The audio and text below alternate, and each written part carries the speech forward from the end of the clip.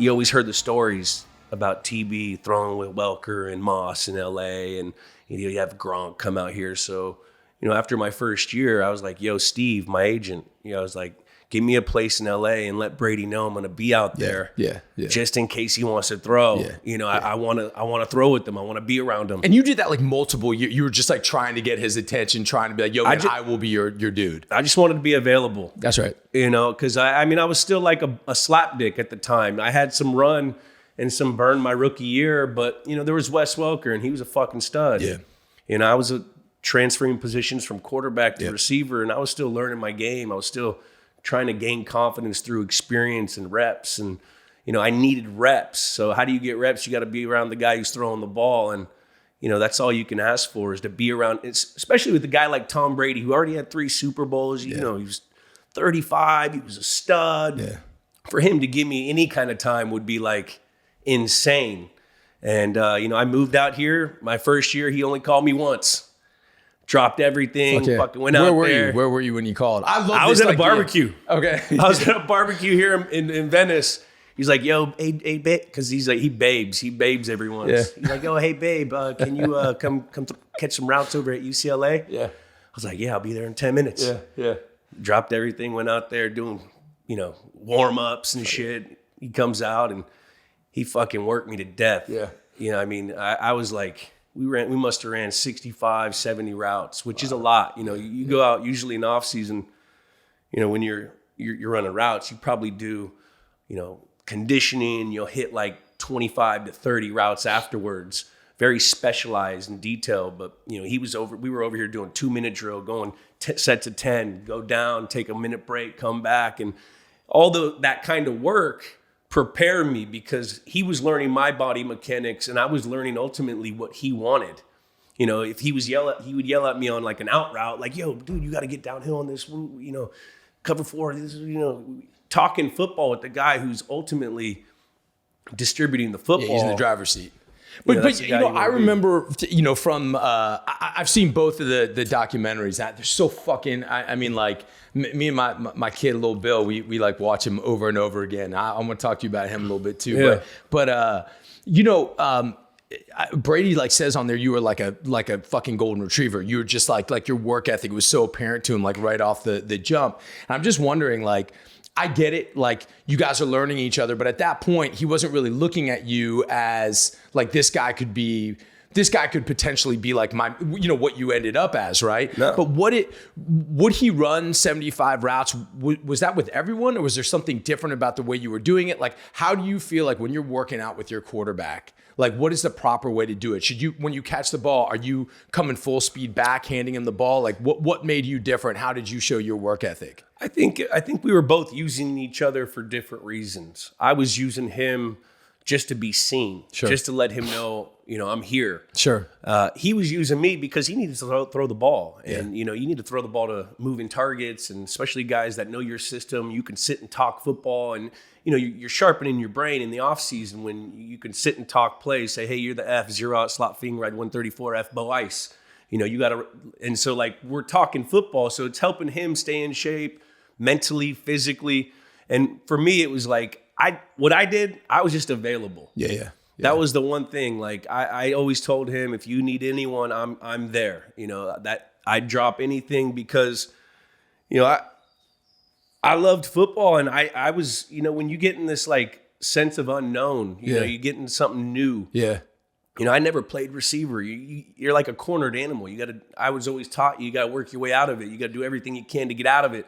How do you get out of it? How do you get confident? Work. And who taught you that? My pop. And your pops, man. I really want to like. I'm so fascinated by your guys' relationship. And again, my dad coached me. I'm the father of athletes, and my 9-year-old plays quarterback. He's pretty phenomenal. He kind of shits on all these dudes in basketball and stuff already, but he plays baseball and basketball and all that. And I really want to talk about that. I mean, like, how would you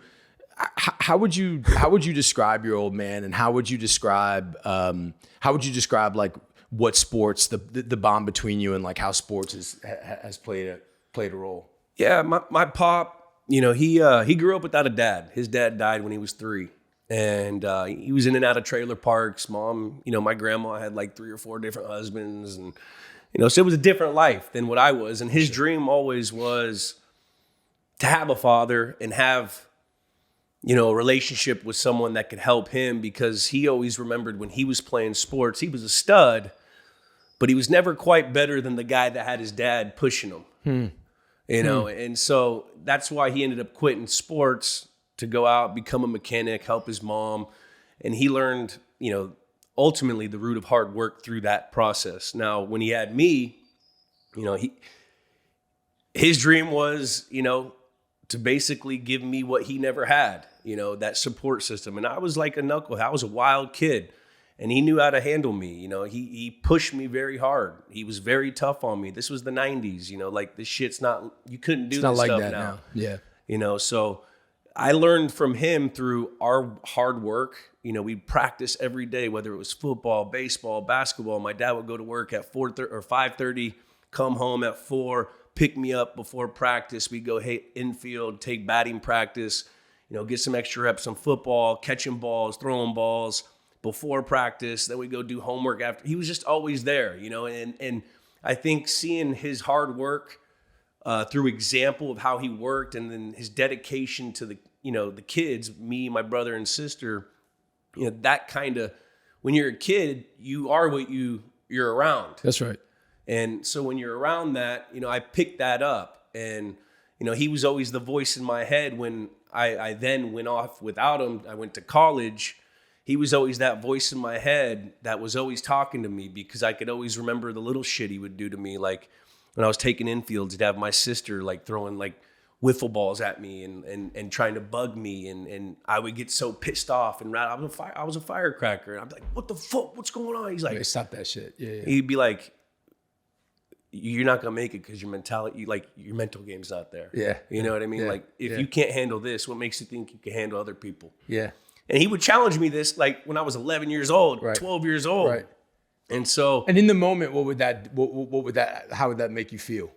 See, I would get pissed off and try to prove him wrong. Like that was me, like he knew what buttons to push with me to piss me off. And that's the kind of person I am. Now, people are different. Some people can't be coached hard. They need to be loved up a little more. That's right.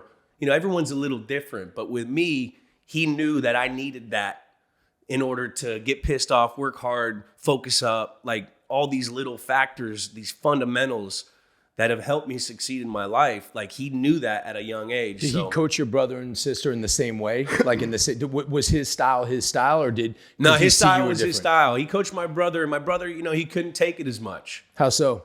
He's just, we're every kid's different. Mm-hmm. And I was. But like, how would it manifest itself? Yeah, my brother, like he would, I wouldn't say he would back down, but it was a different situation. And my brother had a different dad, but my dad raised him, and it was just it was a different situation. He would get hard on my brother, and my brother, wouldn't react the way I reacted. Mm-hmm. Mm-hmm. My sister was different. By the time he got done with me, she's younger than me. He's like, "Man, I probably abused this kid. I can't do this to a little girl." So, it was different with her, but it goes to like, for like, especially with parents that coach their kids, you got to know your kid. Yeah. And you got to know what buttons to push. And we fell into the situation with me and him where, I was the kind of kid, if you were to challenge me, like that would fire me up. And I wanted to prove someone wrong. I wanted to because he yelled at me or something. He threw a fastball at me. I was just sitting there and I wanted to just shut his ass up because he was bitching the whole time to me.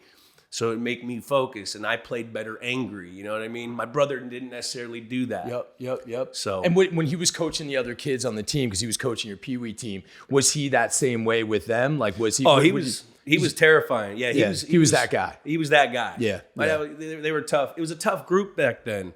When we played Pop Warner and shit, like it was it was different. I mean, you got a 33-year-old coach with a dip in Yeah. and like croakies, like motherfucking these kids, That's right. making us puke. Because like there's a special formula in Pop Warner. There's like a number of players you wanted because of NPR. You had to play a certain amount of plays. That's right. If you had like 33 You guys, got to play 12 plays a game. Yes. Yeah, So yeah, there yeah. was like that special number. So Right. we'd start out with 50 kids, and you would try to run these kids until they quit. fucking quit. So you get the team right. You know what I mean? I mean, we won Super Bowls though and shit. yeah, like we were. yeah, I remember yeah. going to high school after like Pop Warner, thinking it was soft. Yeah, yeah. Because yeah. of how like disciplined Yeah. we were. We were well coached. Yeah. And it was a testament to not only my father but the other coaches along that program. So that was it.